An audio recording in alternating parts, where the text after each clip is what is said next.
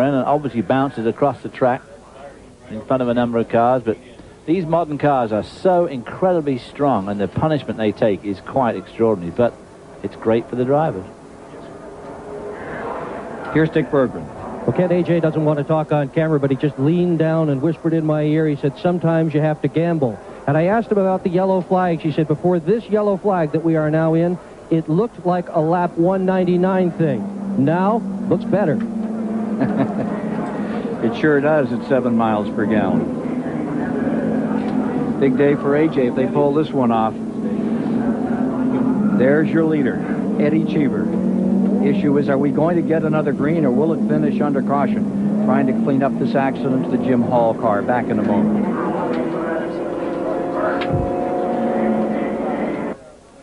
Coming up next on CBS, final round coverage of the Kmart Greensboro Open from Forest Oaks Country Club in Greensboro, North Carolina. Stay with us for all of that action next year on CBS. Nazareth, Pennsylvania. Jim Hall's car, Gilles DeFerron, in only his 5th start, in big trouble here. Crashed 4 laps ago. They've done an amazing job of getting this track clear in this brief amount of time. We're showing 10 miles, 10 laps to go. On the restart, Cheever, Fittipaldi, Villeneuve, the top 3, Johansson back in 4th. And as far as fuel goes, Fittipaldi is certainly in great shakes there. He's got fuel, as is Villeneuve. I guess the issue, Mario, is do they have too much? Well, Emerson definitely has more fuel than he needs, and that's extra weight. And the fact that he's quite a bit down the field there. He has, quite a few cars in between, and so Cheever has quite a buffer there for himself, and he's light. I don't think when you want to be. Yeah, he's light when he wants to be. This is as right as can be for him, I think. Eddie Cheever is certainly light, but is he caused just that one lap too light? Which could be but although he's had so many caution laps now, you feel pretty confident that he's okay. I feel that it's no longer a gamble.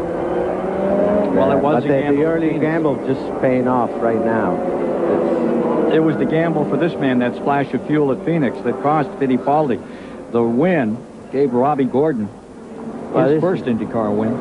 Shining example here of really the pit strategy, giving the driver the race. If you will, just doing everything right, and a little bit of luck. Back to Mike Joy.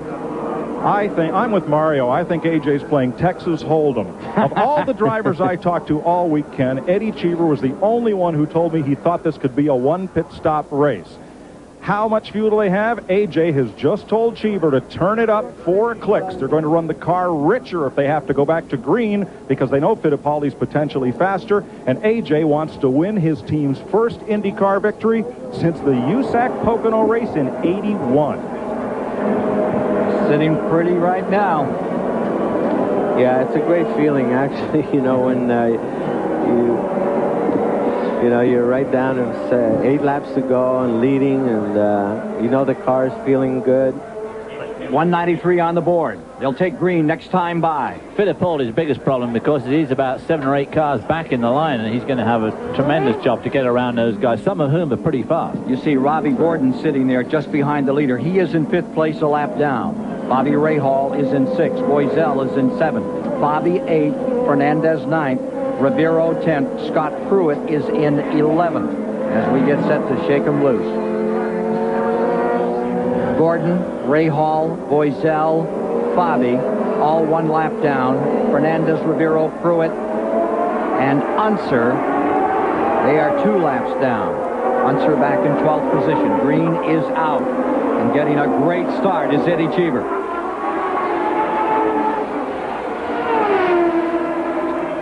Robbie Gordon trying to get his lap back. Good time to let him go, too. I was just going to say, if I was Eddie Cheever, I think I'd be letting him go just right about now. I would do, absolutely. Let him go. The last thing you want to do is touch wheels with him with about 2 laps to go. Indeed. And he'll mix it up. Eddie Cheever, who celebrated his best day back in Formula One on U.S. soil. Whoa, whoa, whoa, whoa, whoa. Look at that. Oh. He took 2nd in Detroit for Ligier, now looking for a win finally in something. But he doesn't want to let him go. That was a good move. Sure, they're telling him. that one through. And now there are less than 5 miles to go.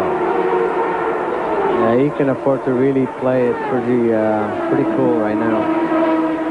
Cheever stays first.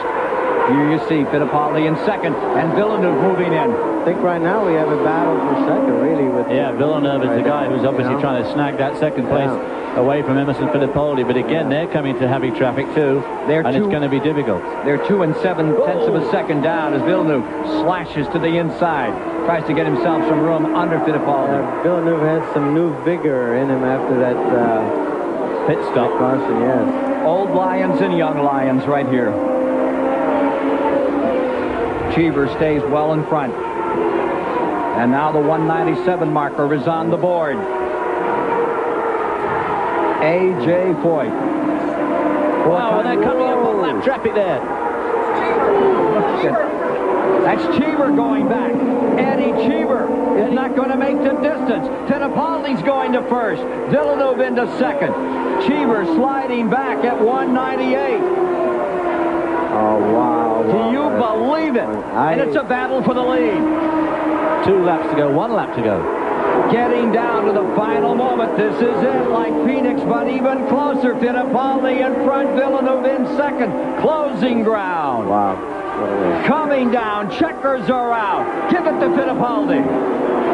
Emerson's 22nd IndyCar win is another surprise as Cheever runs out of fuel 1.5 miles from home.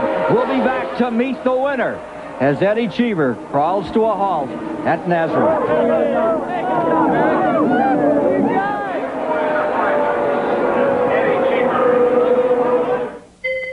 Luckily on the car, very strong, it didn't damage. You didn't pit after the incident. After the incident, Emmo, the car, you did not hasten the pit stop because of the bump. How did you know it wasn't hurt? Well, because I could feel in straight line, the car was straight. It's great. Congratulations. Thank you very much. Thank you. To Dick Berggren. Dick Berggren. Well, Jacques Villeneuve, just a couple of weeks ago, you celebrated your 24th birthday, and here you are with a strong second-place finish. How close were you on fuel mileage in that first run?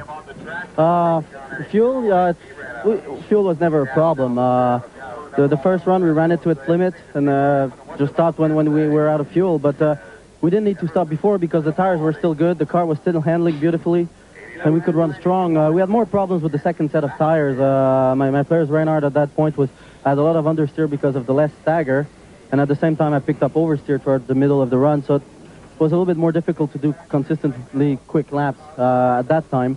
Then after the second pit stop on the third set of tires, the car was really, really strong, and I could push ammo. Ken Squire? PPG Series in great shape with young men like that one right there. Eddie Cheever walks away today. We'll try to get a word with him in just a moment. Top 5, Emerson Fittipaldi, Jacques Villeneuve. Football can be... Well, there's the celebration scene for Emerson Fittipaldi. And here's the scene of what it looked like for A.J. Foyt with the realization that it had evaded him another time. Mike Joy Eddie, is with Eddie Cheever. You and AJ played a game of high-stakes poker and came up a card short, but boy, it had to feel good to be at least a mile from victory here. Well, I had 4 aces in my hand, and right at the last minute, that ace turned into a 2. My computer said I had 4.5 gallons on board, which was more than enough. I had ample room. I think something must have gone wrong inside of the tank, and I knew I was in trouble after the second lap on the restart. I came out of the top corner, and the car stuttered, and that was it. But that happens. The car ran very well today. We've had to start back in the field right from the beginning of the year because we didn't have that much time to test and prepare for it. We've always been pretty strong on Sunday. It was the best result we've had, and we deserved to win, but that's easy to say. We didn't deserve to win because we didn't have enough fuel in at the end. You were the one driver all week who told me you thought you could run a one pit stop race, so I know that you guys were thinking about this from the go. It's possible here. There's so much traffic that if you can actually run with the traffic and not use up so much fuel, you can do that. But the car ran very, very well. There's probably something wrong inside of the fuel tank, but it's a pity. But we'll find out what it was. And we lost last weekend, or 2 weeks in Long Beach, we lost the second place because of that. So I think we're going to have a look inside of that and see what it was. But stuff happens. A great job by Eddie Cheever as he stands here 1 gallon and about 100 feet from victory lane. Final standings in today's Bosch Spark Plug 200 from Nazareth, Pennsylvania. Emerson Fittipaldi recording his 22nd IndyCar victory for Roger Penske, his 93rd Team Penske win. Jacques Villeneuve looking great. Johansson, Gordon. As you look further back in the field, Scott Pruitt came up to 8th at the finish. You see Rivero with a Honda getting 11th as they prepare for Indy. Danny Sullivan with the next in the 18th position. Al Unser Jr. just didn't click like he did last year when he came roaring up through the field. And there are the remainder of the starters as to how they concluded their day.